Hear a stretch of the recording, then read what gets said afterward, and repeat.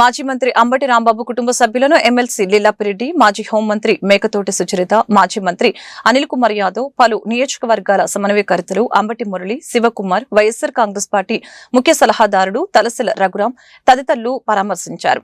అంబటి రాంబాబు కుటుంబ సభ్యులకు వైఎస్సార్ కాంగ్రెస్ పార్టీ అండగా ఉంటుందని వారికి భరోసా ఇచ్చారు.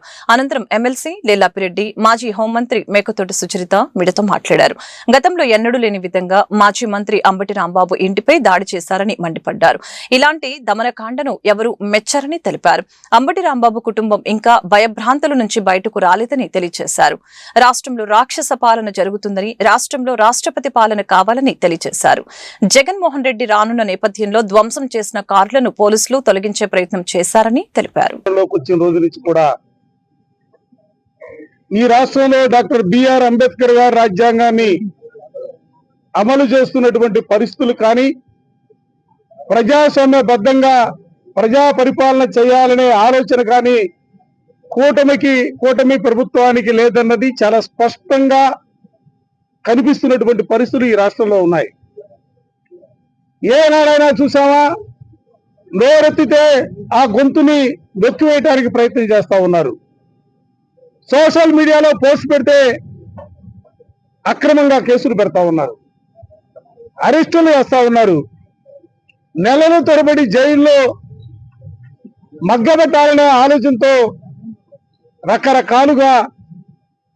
రకరకాల చట్టాలను తీసుకొచ్చి ఎక్కడో దేశద్రోహులకి పెట్టాల్సినటువంటి చట్టాలను కూడా సోషల్ మీడియా కార్యకర్తల పైన, ముఖ్యంగా వైఎస్ఆర్ కాంగ్రెస్ పార్టీ కార్యకర్తల మీద పెడుతున్నటువంటి పరిస్థితులు ఈ రాష్ట్రంలో చూస్తా ఉన్నాం. ఇందాక మాజీ హోంమంత్రి గారు మేకతోటి సుచరిత గారు స్పష్టంగా అడిగారు, అసలు ఏ దిశగా ఈ రాష్ట్రంలో మీరు పరిపాలన తీసుకెళ్ళడానికి ప్రయత్నం చేస్తా ఉన్నారు? ఆంధ్రప్రదేశ్ అంటే అక్షర క్రమంలో అగ్రభారం ఉన్నటువంటి ఈ రాష్ట్రాన్ని అన్యాయాలకి కేర్ ఆఫ్ అడ్రస్ గా మార్చాలని ప్రయత్నం చేస్తా ఉన్నారా? శాంతి భద్రతలు లేకుండా ఒక అశాంతి వాతావరణాన్ని సృష్టించాలనే తలంపుతో ముందుకు సాగుతా ఉన్నారా? సరే, మీ పందా ఏంటి? వైఎస్ఆర్ కాంగ్రెస్ పార్టీగా మాకు ఉద్యమాలు కొత్త కాదు, మాకు పోరాటాలు కొత్త కాదు. వైఎస్ఆర్ కాంగ్రెస్ పార్టీ ప్రారంభించిన రోజు నుంచి కూడా జెండా భుజాన పెట్టుకున్నటువంటి అంబటి రాంబాబు గారికి ఇది కొత్త.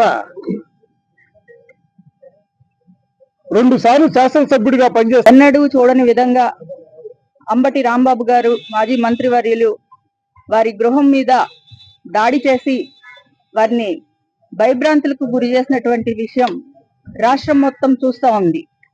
వారు వయసును కూడా గమనించకుండా వారి కుటుంబంలో ఇంటి మీదకి వచ్చేసి రాళ్లతో, కర్రలతో దాడి చేసి వాళ్లను ఏ విధంగా భయపెట్టారు అన్నది రాష్ట్రం మొత్తం చూసింది.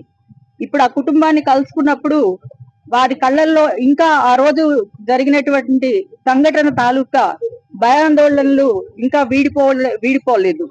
వారు ఇంకా నిద్రాహారాలు లేకుండా భయంతో మరి మా ఇంట్లో ఉన్నటువంటి మహిళలందరూ కూర్చొని ఉన్నారు. ఇలాంటి దమనకాండకు గౌరవ మాజీ ముఖ్యమంత్రి వర్యులు, వైఎస్ఆర్ కాంగ్రెస్ పార్టీ అధ్యక్షులు ఆ కుటుంబానికి వారి యొక్క సంఘీభావం తెలియజేసి వారికి అండగా ఉంటాను అని తెలియజెప్పడానికి రేపు అంబటి రాంబాబు గారి గృహానికి రావడం జరుగుతా ఉంది.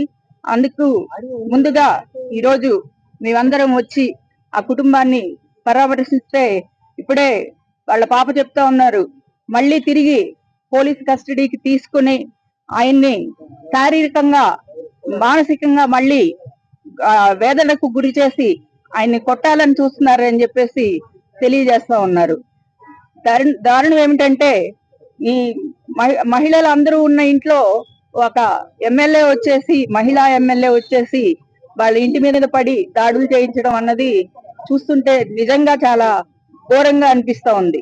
రాష్ట్రంలో శాంతి భద్రతలు కాపాడాల్సినటువంటి పోలీసులు దగ్గరుండి ఈ దారుణకాండను జరిపించడం చూస్తుంటే మనం ఎక్కడ ఏ పాలనలో ఉన్నామా, ఏ యుగంలో ఉన్నామా అనే అనుమానం వస్తుంది. మనం రాక్షస యుగంలో ఉన్నామా, ఈరోజు త్రేతాయుగం దాటాము, ద్వాపర యుగం దాటాము, కలియుగంలోకి వచ్చాము. రాజ్యాంగాన్ని డాక్టర్ బిఆర్ అంబేద్కర్ గారు ఇచ్చినటువంటి రాజ్యాంగాన్ని అమలు చేసుకుంటూ శాంతియుతంగా ఉండాల్సినటువంటి రాష్ట్రంలో రెడ్ బుక్ పాలన అని చెప్పి మొదలుపెట్టి